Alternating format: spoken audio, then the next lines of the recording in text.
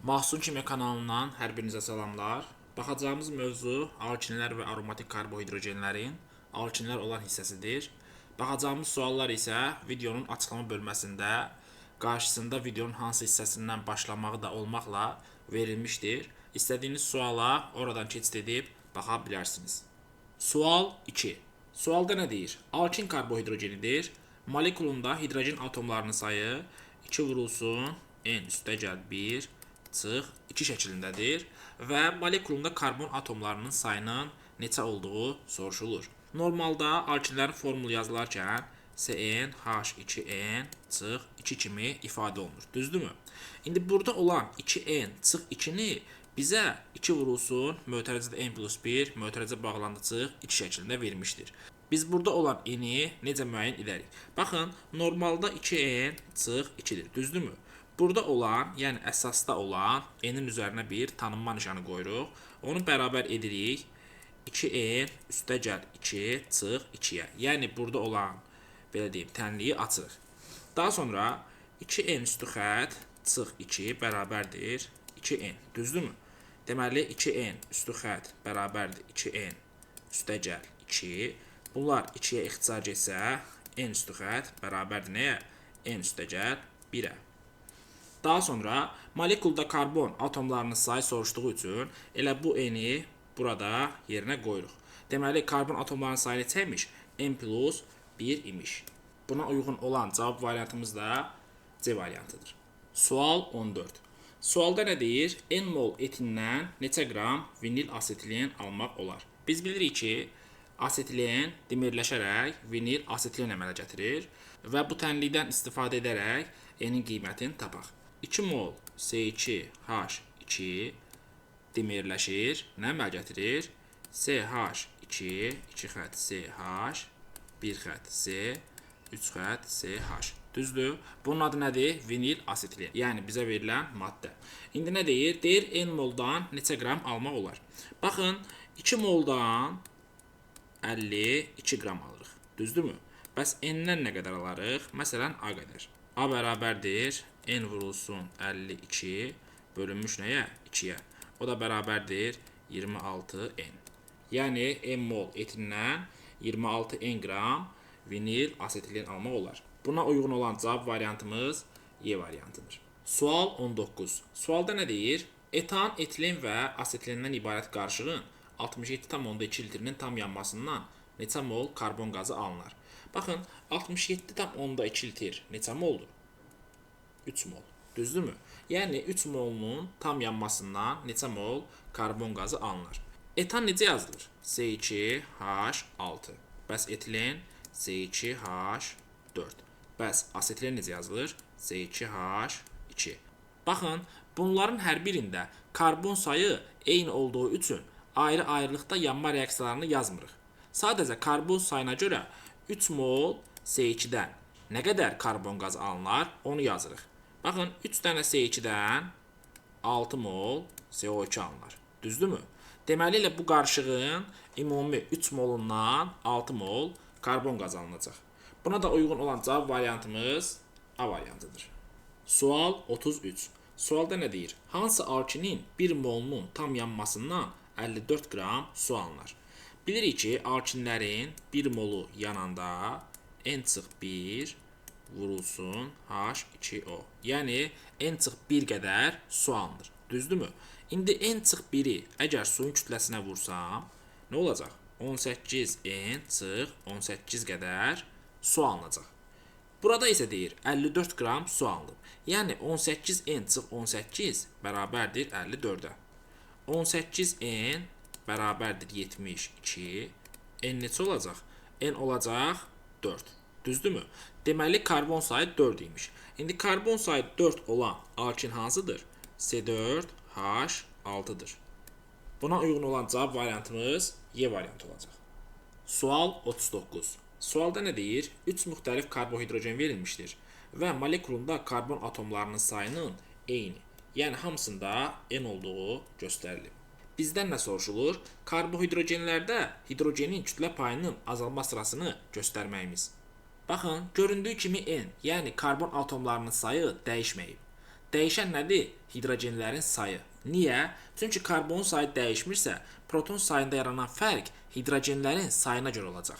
Biz bilirik ki, ümumilikdə məsələn formulu CnH2n-2 kimi yazsaq, burada əgər n dəyişmirsə, proton sayı bax bu hissəyə görə, yəni hidrogenlərin sayının dəyişməsinə görə yaranacaq. İndi burada əgər birində A, digərində A+4 və Z-də A+2-dirsə, deməli A+4 hidrogeni ən çox olan, A-nın özü isə hidrogeni ən az olan karbohidrogendir. Buna görə də A+4, A+2 və A istiqamətində hidrogenin sayı neyinir? Azalır. Karbonun sayı da dəyişmədiyi üçün hidrogenin sayı azaldıqca neyniyəcək? Hidrogenin kütlə payı azalacaq. Buna uyğun olan variantımız da hansı variantdır? Y, Z, X istiqaməti olan, yəni A variantı. Sual 44. Sualda nə deyir? Tərkibində hidrogenin kütlə payı 10% olan alkinin formulunu göstərin. Alkinlərin ümumi formulu necə yazılırdı? CnH2n-2 kimi. Düzdür? Burada hidrogenin kütləsi nə qədər olar? 2n-2 qədər. Bəs karbon kütləsi nə qədər olacaq? Bu da olacaq 12n qədər. Düzdürmü? Molekulun ümumi kütləsi isə 14n-2 qədər olacaq. İndi bu bizə deyir ki, 2n-2 böl 14n-2 vurulsun 100%. Bu nə deməkdir? Yəni hidrogenin kütləsi bölünmüş ümumi kütlə vurulsun 100% bərabərdir 10%. İndi isə bu tənliyi həll edək. Baxın, 200n-200 bərabərdir nəyə? 140n-20. Niyə? Çünki bunu vurdum bura, bunu vurdum buna və bir-birinə bərabərlədim. Yəni tənasüb qurdum. Burada necə olacaq? Bu gəlir bura, burada qalır 60n. Daha sonra bu gəlir bura. O da bərabərdir 180. N neçə olur? N bərabərdir 3. Deməli, alkinin formulu C3H4 imiş. Buna uyğun olan cavab variantımız da Y variantıdır. Sual 60. Sualda nə deyir? Alken, alkadiyen və alkin verilib. Molekulunda hidrogen atomlarının sayı hamısında bərabərdir. Əgər hidrogen atomlarının sayı hər birində bərabərdirsə, bu zaman hər bir sinifin, yəni alken, alkadiyen və alkinin ayrı-ayrılıqda ilk nümayəndəsini yazarım. Alkenlərin ilk nümayəndəsi C2H4-dür. Alkadiyenlərin ilk nümayəndəsi C3H4-dür. Alkinin ilk nümayəndəsi isə C2H2-dir. Baxın, ilk ikisində, yəni alken və alkadiyində hidrogen sayı bərabər oldu. Ancaq alkində hidrogen sayı azdır. Bunu deməli nə edəcəm? Bunun C2H2, yəni birinci nümayəndəsini deyil, ikinci nümayəndəsini yazacağım. O necə olacaq? C3H4. Artıq hər üçündə hidrogen sayı bərabərdir. Daha sonra nə deyir? Deyir karbon-karbon arası sigma rabitələrin sayını hesablayın. İndi isə bunların quruluşunu yazaq. C2H4-ün quruluşu C, 2 qat rabitə C. Birinci C3H4-ün, yəni alkadiyenin quruluşu C, C, C.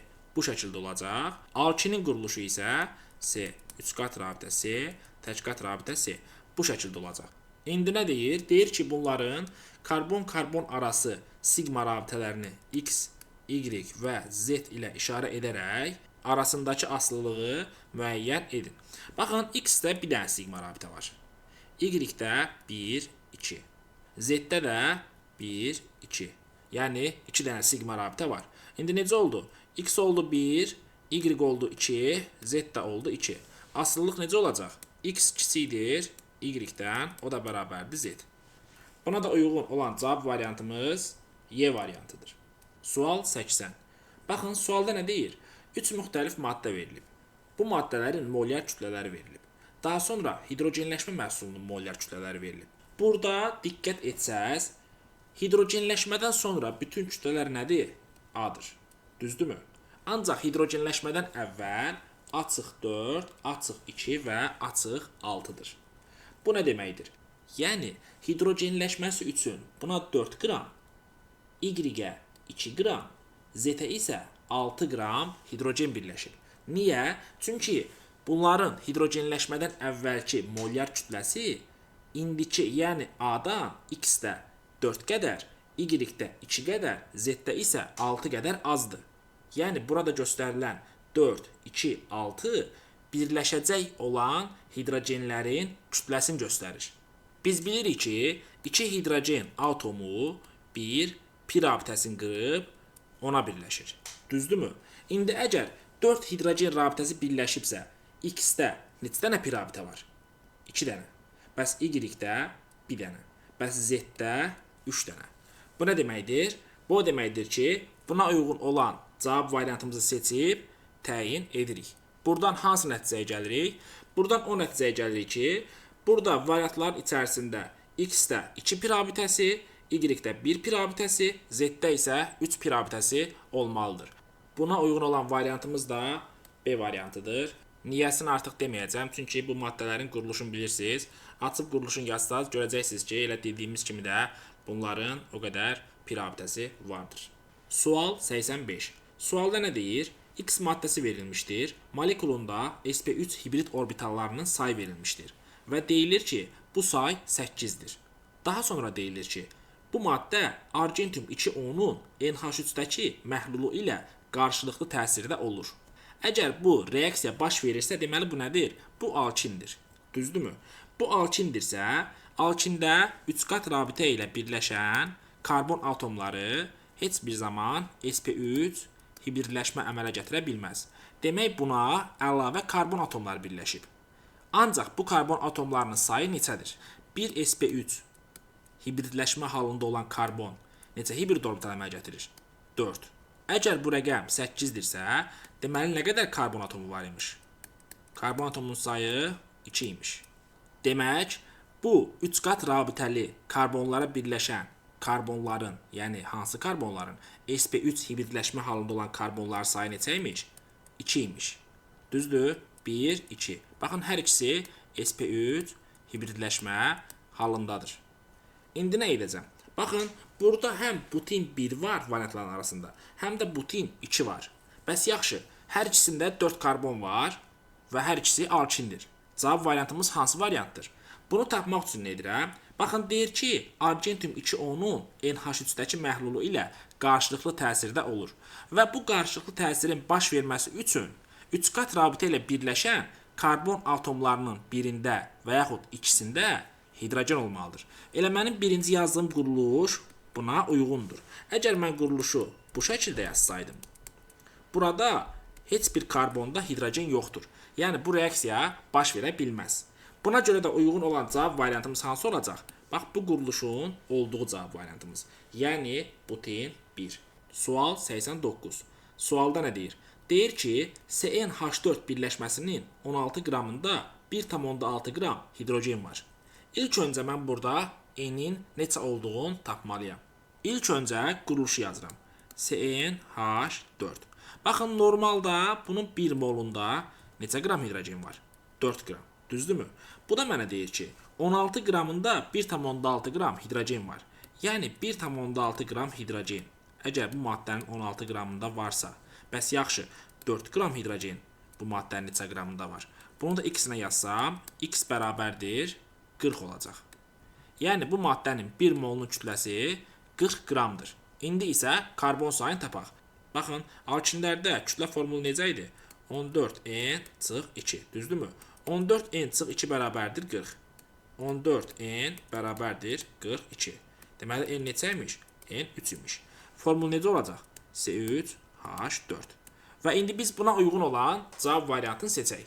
Baxın, sualın şərtində bizdən doğru olmayanı, yəni doğru deyil soruşur. Buna uyğun olaraq da cavab variantımız Y variantı olacaq. Niyə? Çünki siklopropan sikloalkandır, yəni sikloparafindir. Və biz bilirik ki, alkinlər alkadenlərlə izomerlik əmələ gətirir. Sikloalkanlarla, yəni sikloparafinlərlə izomerlik əmələ gətirmirlər. Elə cavab variantımız bayaq dediyimiz kimi Y variantı olacaq. Sual 99. Sualda nə deyir? 3,3,4 trimetilheksin 1 molekulunda neçə hidrogen atomu var? Baxın, bu tip sualları həll edərkən zəncirin quruluşunu yazmaq lazım deyil. Niyə? Çünki bizə verilən adın üzərində bu zəncirdə olan karbon və hidrogen sayını tapmaq mümkündür. Bunu necə edirik? Baxırıq ilk növbədə bu adda olan son şəkilçiyə. Nə ilə bitib? In. Bu nə deməkdir? Yəni bu alkindir. Düzdürmü? Bəs yaxşı. Alkinin əsas zəncirində neçə dənə karbon var? Heksin. Yəni 6 dənə karbon var. Bəs buna nə qədər radikal birləşib? 3 dənə. Bəs bunlar hansı radikallardır? Metil radikalı. Mən də bilirəm ki, metil radikalı CH3 bir xəttdir. Düzdürmü? Yəni hər bir metil radikalında bir karbon var. İndi burada 3, 3, 4, yəni 3 dənə metil radikalında 3 karbon olacaq. Bunların cəmi nə qədər edir? Edir 9 karbon. İndi hidrogen atomlarının sayını tapaq. Biz bilirik ki, alkinlərin formulu necədir? CnH2n-2. Düzdürmü? Əgər N'in qiyməti 9 olarsa, formul necə olacaq? C9H16. Sualda da bizdən hidrogen atomlarının sayı soruşulur. Nə qədər hidrogen var? 16 dənə. Cavab olacaq B variantı. Sual 101. Sualda nə deyilir? Etilen və asetilenden ibarət qaz qarışığının 9 litrini tam doymuş hala çevirmək üçün 12 litr hidrogen qazı tələb olunur. İlkin qarışıqda neçə litr etilen olub? İlk növbədə nə edəcəm? İlk növbədə etilen və asetilenin hidrogenləşmə reaksiyasını yazacağım. Reaksiyaları da yazdığım üçün artıq məsələnin geri qalan hissəsini edə bilərəm. Deyir ki, ilkin qaz qarışığı 9 litr olub. Düzdürmü? Buna sərf olunan hidrogen isə 12 litrdir. Mən əgər burada C2H4-ün mol sayını A yazsam, ona sərf olunan hidrogenin mol sayı da A olacaq. Düzdür? Əgər mən C2H2-nin mol sayını B yazsam, ona sərf olunan hidrogenin mol sayı da 2B olacaq. Düzdür? İndi yazsam əgər ki, A üstəgəl B bərabərdir 9 və A üstəgəl 2B bərabərdir 12 və bundan bunu çıxsam, nə qalacaq? Qalacaq B bərabərdir 3. Əgər B bərabərdir 3-dürsə, bunu gətirib burada yerinə qoysam, A da bərabərdir 6 olacaq. Sualda bizdən nə soruşulur? Deyilir ki, ilkin qarışıqda neçə litr etilen olub? Etilen hansıdır? Etilen C2H4 olan, yəni budur. Düzdürmü? İndi burada mol sayını biz nə ilə yazmışdıq? A ilə. A-nı neçə tapdıq? A-nı da tapdıq ki, A 6-dır. Deməli, ilkin qarışıqda 6 litr etilen olub. Buna da uyğun olan cavab variantımız Y variantı olacaq. Sual 122. Sualda nə deyir? İki müxtəlif alkin verilib və bu alkinlərin nisbi molekul kütlələrinin bərabər olduğu qeyd olunub. Yəni, hər ikisi A-dır. Bu nə deməkdir? Bu o deməkdir ki, bu alkinlərin hər ikisində karbon və hidrogen sayı bərabərdir. Daha sonra nə deyilir? Deyilir ki, H-xlor ilə reaksiya məhsulunun cis və trans izomerlik əmələ gətirməsi X-də mümkün deyil, Y-də isə mümkündür. Əgər Y-də mümkündürsə və bunların karbon sayı bərabərdirsə, biz karbon sayının neçə olduğunu tapmalıyıq. Çünki biz bilirik ki, karbon zəncirində 3 qat rabitənin yer dəyişməsinə görə cis trans izomerlik əmələ gətirə bilən karbohidrogen əmələ gətirməyə də bilər. Və buna uyğun olaraq öz variantlarımızı irəli sürək. Əgər mən ilk nümayəndəni yazsam, yəni CH, 3 qat rabitə CH. Bu alkin cis trans izomerlik əmələ gətirə bilməz. Deməli, bu getdi, bu səhvdir. Daha sonra CH, 3 qat rabitə C, CH3. Bu alkin də cis trans izomerlik əmələ gətirə bilməz. Daha sonra digərini yazaq. CH, 3 qat rabitə C, C, C. Bu alkin cis trans izomerlik əmələ gətirə bilmir. Ancaq mən bu 3 qat rabitənin yerini dəyişib buraya qoysam və bu alkini H-xlorla reaksiyaya salsam, onun əmələ gətirdiyi, hansı ki burada artıq 3 qat rabitənin biri qırılır və 2 dənə rabitə qalır. Bax, burada olan karbonlar cis trans izomerlik əmələ gətirə bilər. Yəni, quruluş necəymiş? Quruluş bu şəkildəymiş. Hansının quruluşu? Y-in quruluşu. Niyə? Çünki Y cis trans izomerlik əmələ gətirir. Yəni, bunun hər ikisinin karbon sayı C4, hidrogen sayı isə 6 imiş. İndi karbon və hidrogen sayını tapdığımız üçün, yəni ümumi formulun C4H6 olduğunu tapdığımız üçün artıq digər variantları yazmaq asanlaşdı və onu da artıq özünüz yazarsınız. Beləliklə gəldik, çatdıq artıq videomuzun sonuna. Əgər siz də bizimlə hazırlaşmaq istəyirsinizsə, yuxarıda göstərilən nömrəyə və yaxud Masum Kimya Instagram hesabının direkt bölməsindən bizə yaza bilərsiniz. Sağ olun, salamat qalın.